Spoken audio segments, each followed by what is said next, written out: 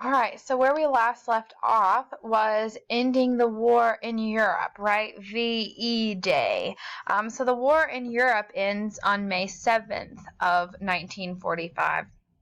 So now the war's been over in Europe, it's been over in Africa. Now the only enemy left that the Allies and the United States need to focus on is Japan. So that's what we're going to talk about here. So after, if you remember, the turning point in the Pacific, which is the Battle of Midway. After the Battle of Midway, we are on the offense, right? We begin something that we call the island hopping campaign. We're essentially just trying to take back the Pacific one island at a time. And this is a very long process. It's really difficult. The Japanese are an unrelenting military. There's no honor and surrender, and it's all about honor. So the only way out of a battle is through victory or death. So every fight with the Japanese is a fight to the death, and they're all so long and complicated and really exhausting. So two examples are the Battle of Iwo Jima and the Battle of Okinawa. So Iwo Jima lasted for 36 days. It was in March and April of 1945. That picture right there of the soldiers raising the flag is from the Battle of Iwo Jima. It's probably one of the most famous, I'm sure you've seen it before actually, it's probably one of the most famous photographs from World War II, if not just like one of the most famous photographs from American history in general. It is very, very famous, but that was taken after the Battle of Iwo Jima. That whole battle was so exhausting in terms of lives and resources. All in all, we lose about 25,000 Marines in the Battle of Iwo Jima. And then right after that, the Battle of Okinawa takes place. They're back to back. And Okinawa was the most complicated and most difficult battle in the Pacific. It was just so... It was massive. I mean, we had over 1,000 warships in the Battle of Okinawa alone.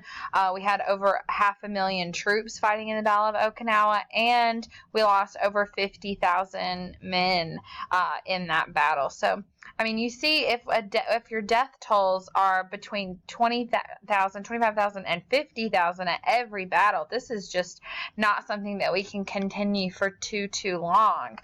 We need to start looking at other ways to end these battles and to end this war quicker. So we will begin bombing Japan. For example, during Okinawa, we did bomb some of the home islands of Japan at one point, killing like 80,000 people in Tokyo, destroying like 100 buildings and injuring, hundreds of thousands more, but it didn't matter. Like Japan kept pushing forward, or really kept holding on because they weren't pushing forward. They weren't making any progress. And our general in the Pacific, you remember, that was Douglas MacArthur. He is trying to be unrelenting as well, and he wants to try to end this as quickly as we possibly can. So we're going to start looking outside of this for some new strategies, and that's going to lead us to the nuclear weapon. So the Manhattan Project is the name of the program under which we develop the atomic bomb, the nuclear weapon. It's the same thing. And we actually start the Manhattan Project back in the 1930s. So this wasn't originally designed with World War II in mind. It wasn't designed with Japan in mind. This was just some scientists who were wondering what happens if we split the nuclei of certain elements, what happens if we split atoms and things like that. And eventually we figure out that it can lead to some really incredibly large explosions. So the federal government will officially sanction the Manhattan Project in 1942. That's when FDR brings it on as a federally funded program. And we're going to dump billions of dollars into the Manhattan Project, and there will be tens of thousands of people employed in this program.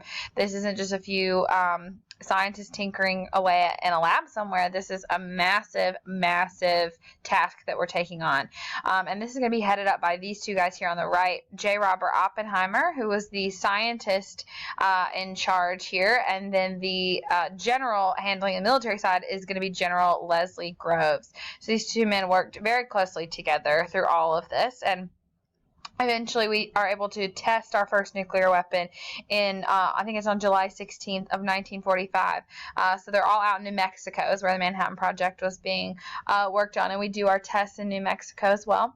And the test happens, and you could see the light from over 180 miles away, and you could hear the explosion from over 100 miles away. When it went off, J. Robert Oppenheimer reportedly said, "Now I become death, the destroyer of worlds," because he's seeing the repercussions of what we've done here. We've created the most powerful weapon a human has ever devised.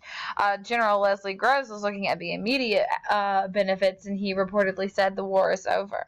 One or two of these things and Japan is finished, and he is going to be correct. So ultimately, the decision lies with FDR on whether or not we want to drop this atomic bomb. So they, give him the options. Let's say we either drop it or we don't. If we drop it, it's possible that we could kill up to 100,000 civilians at one time, not to mention the lifelong problems that will come from radioactive poisoning and things like that. But we didn't know all about that yet because we'd only had the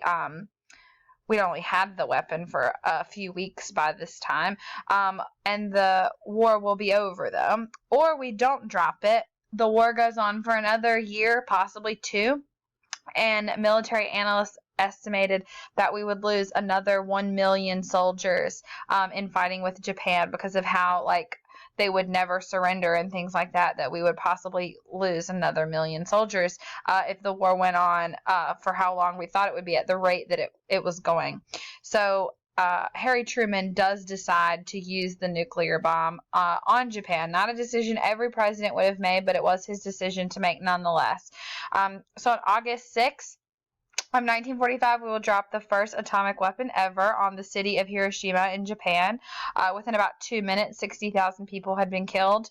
That was just the initial death toll. As I've said, over the years, that has climbed much higher, thanks to the radioactive poisoning, cancer, birth defects, high infant mortality rates in those places, and things like that.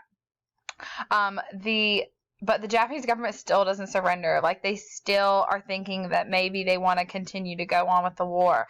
So 3 days later, we drop a second bomb on the city of Nagasaki, and it kills another 30,000 people. So the same day, on August 9th, that we dropped the bomb on Nagasaki, the Red Army also invaded Japan from the north.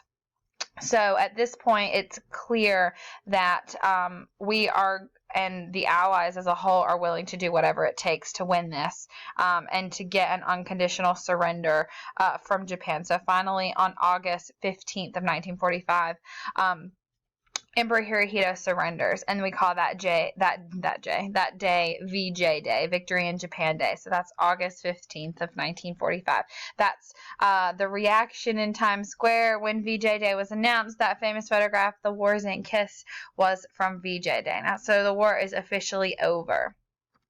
So now we're going to briefly talk about the Holocaust. We're not going to go into a lot of detail. We're not going to talk about this a whole lot because you've been learning about the Holocaust since you were in elementary school. So a lot of this will be review for you. Some of it might be new. Some of it you might have seen in videos that we've watched in class.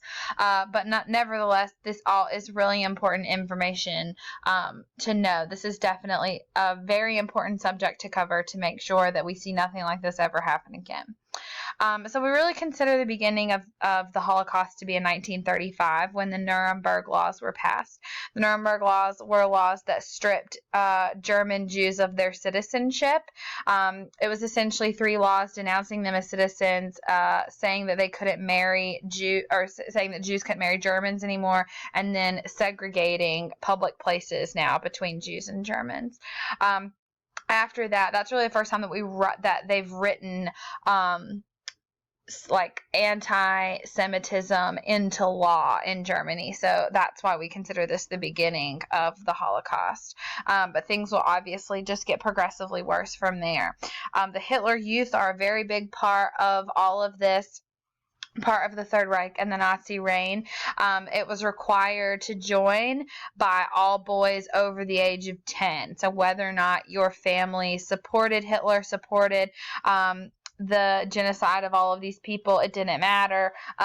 You had to join whether you wanted to or not. And it was a really, really cruel type of organization. These children were brainwashed with party policy, forced to fight each other in training camps. It was not at all a place where you would want to be sending your children. So Kristallnacht is one of the most infamous events at the beginning of the Holocaust. This was in 1936, I believe. And what happened here is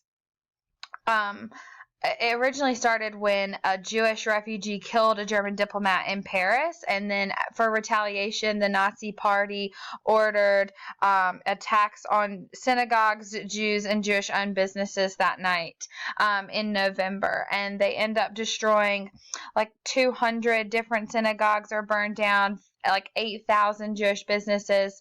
Hundreds of Jews are killed and thousands more are arrested and sent away to concentration camps. It was a really horrible night, kicking off what is about to be a really, really difficult time in not only Germany but Europe as a whole. So when all of that stuff's happening, obviously people want to get out. So we're going to see the number of people applying for asylum and refugee status in the United States and countries like Canada and the UK are going to skyrocket. But remember, we're in the middle of the Great Depression. It's the mid-1930s, and we're repatriating Mexicans. We're doing everything we can to reduce the number of immigrants coming into the United States because our economy is so bad. So we're actually going to close a lot of our borders to refugees.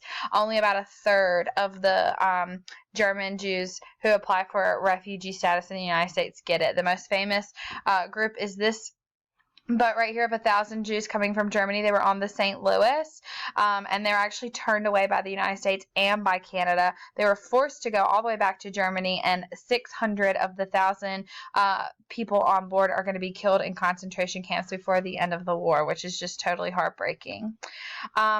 Concentration camps are going to be a huge part of all of this. Is definitely one of the most famous pieces of the Holocaust. The first concentration camp, I believe, was Dachau, and it was opened in Germany in 1933, the same year Hitler came to power. So originally, concentration camps were supposed to be just places where quote-unquote Jews could be put to good use. But obviously there was no restraint in terms of guards on prisoners. They were tortured, killed, beaten, starved, kept in horrible conditions. I mean, you can see all of the men in this picture have clearly been starved.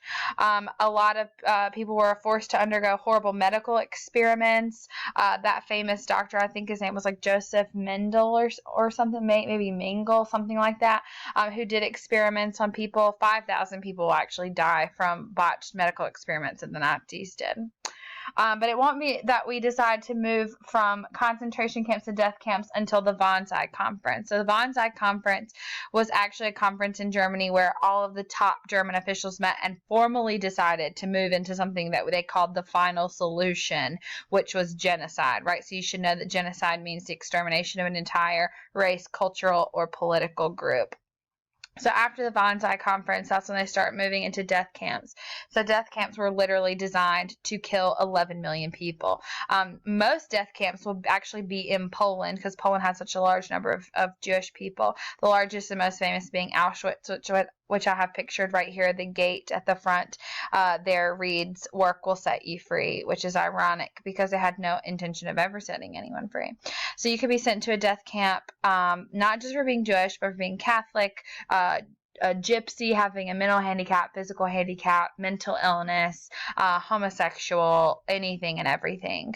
All in all, over 6 million people will be killed in the Holocaust, or 6 million Jews and 5 million others.